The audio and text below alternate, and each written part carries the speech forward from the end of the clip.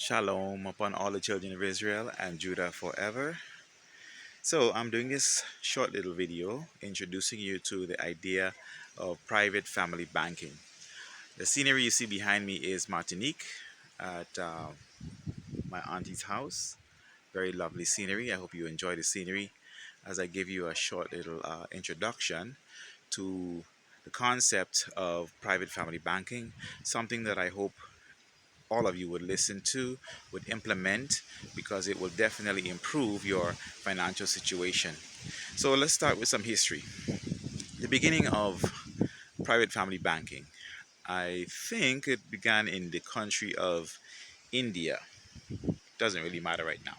But anyway, a long time ago, there was a man who had this idea to store people's gold, silver, treasures, precious valuables in his own property, whether it was his house or his storage place or whatever. And he would charge them a very, very small fee just to store their gold. So when people had excess amount of gold and maybe they didn't feel secure keeping it around them, um, for safety reasons, he offered to be a storage place for their gold. Now remember, gold, silver, and are real money. Okay, money is really gold and silver. It's not the paper dollars that we have today. That is not money.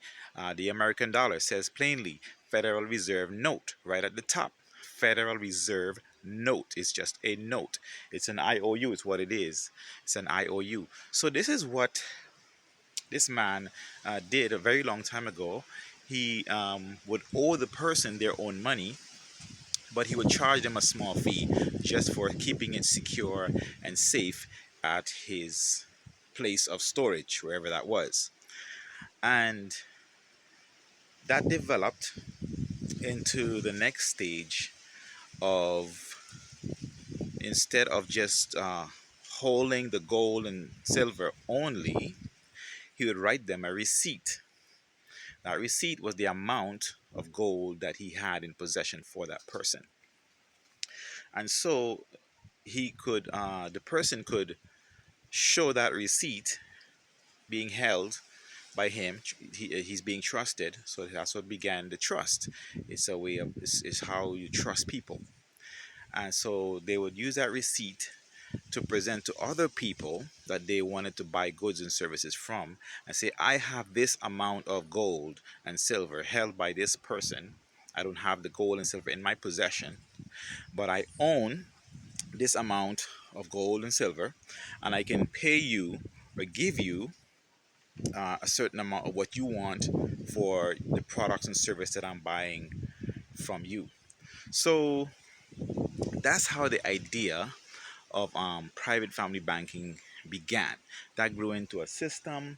It grew into a larger form of trust that is still being used today. An idea that started thousands of years ago. Very, very wise idea. Now, what I'm trying to introduce to you, the concept of private family banking, should be done, first of all, let's say this, it's private. It's not public. It is private. So, secondly, it is done with a family: husband, wife, father, mother, children, brothers, sisters, cousins, uncle, aunties, family members, people you should trust the most. That might not be something that's practical for you right now, but let's assume that you are in an ideal situation. Uh, or whoever you trust the most. You can trust to put your monies together and in a holding in a private place that no one knows about except you people, or maybe no one knows except one person. And so that person keeps the money that you make. And let's say, for example, two friends, let's say a husband and wife, decided to put away 10% or 20% or 30% of each time they got paid. And let's say you did 10%. Every time you got paid, I put in my 10%, and time they got paid, they put in their 10%. Whatever that amount comes up to, that's what you have in your private family bank. You decide to keep doing that practice for about a year. This is just an example. As an example. So you decide to keep putting in 10% every time you get paid for 1 year, 12 months. After 12 months, you have a meeting to decide what are you going to do with that money. With that money, you could do many things. The first thing I suggest is to clear your debts. Use that money to clear all your debts. Whatever debts you owe, get clear of all your debts. The next thing to do with money like that is to it can be used to pay your bills. Now, of course, you're supposed to be paying your bills already, um, but let's say you have some other bills. You want to make sure all your bills are covered. The next thing you want to do is really save, save, save, save, save as much as you can. And with the savings, you'll go to the next step, which is to invest in a business.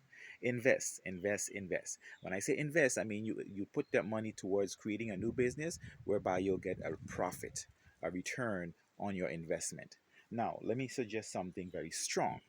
You should always suggest in things like that gives you residual income. What is residual income? Residual income is money that you invest in one time and you keep getting paid for the rest of your life, for a lifetime. You invest one time, get paid for a lifetime. Simple. Invest one time, get paid for a lifetime. Let me give you an example. Writing books.